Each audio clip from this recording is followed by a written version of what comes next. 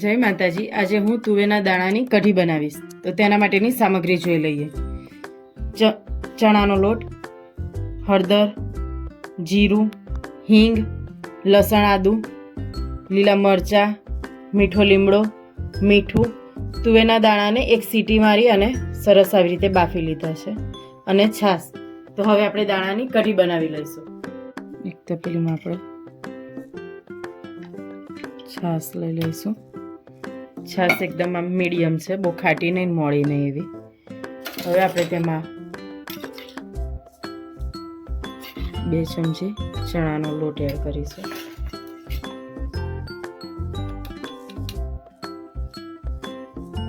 હળદર, હવે તેને મિક્સ કરી લઈએ।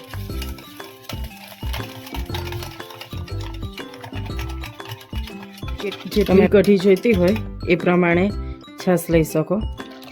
હવે આપણે તેમાં થોડું પાણી એડ કરીશું। છાશ પાતળી હોય તો તમે પાણી એડ નહીં કરવાનું। મેં થોડી દહીંની છાશ બનાવી છે એટલે જાડી હતી।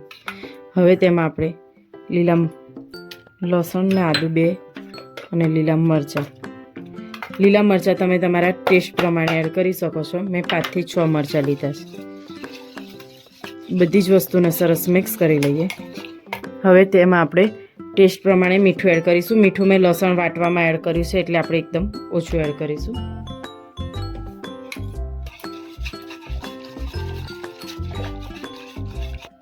તપેલીમાં આપણે તેલ ગરમ થવા મૂકી દીધું છે। ત્યાં સુધી આપણે દાણા જે બાફ્યા છે અને આવી રીતે થોડા થોડા અમુકને દબાઈ અને અધકચરા, બહુ ક્રશ નહીં કરવાના, આવી રીતે માપે માપે અમુક કરી દેવાના, એટલે સરસ થઈ જશે। હવે આપણે વઘાર કરી લઈએ। તેલ ગરમ થઈ ગયા પછી આપણે તેમાં જીરું એડ કરીશું। જીરું સરસ તતડી છે, એકદમ બ્રાઉન થવા દઈશું।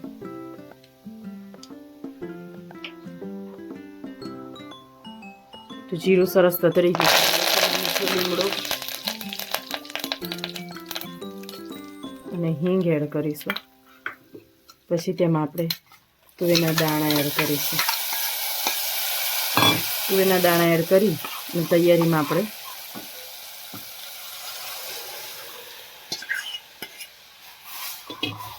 હવે કઢીને આપણે સતત હલાવતા રહીશું એટલે આપણી છાશ ફાટી ના જાય માટે, અને સરસ મજાની કઢીને ઉકાળી લઈએ। તો હવે આપણી કઢી સરસ મજાની એકદમ ઉકળી ગઈ છે તુવેરના દાણાની। જોતાં જ મોઢામાં પાણી આવી જાય તો તેને દેશી ધાણા નાખી દઈએ હવે તેમાં અને ગેસ બંધ કરી દઈએ। તો તૈયાર છે આપણી તુવેરના દાણાની કઢી। હવે આપણે તેને સર્વ કરી લઈએ।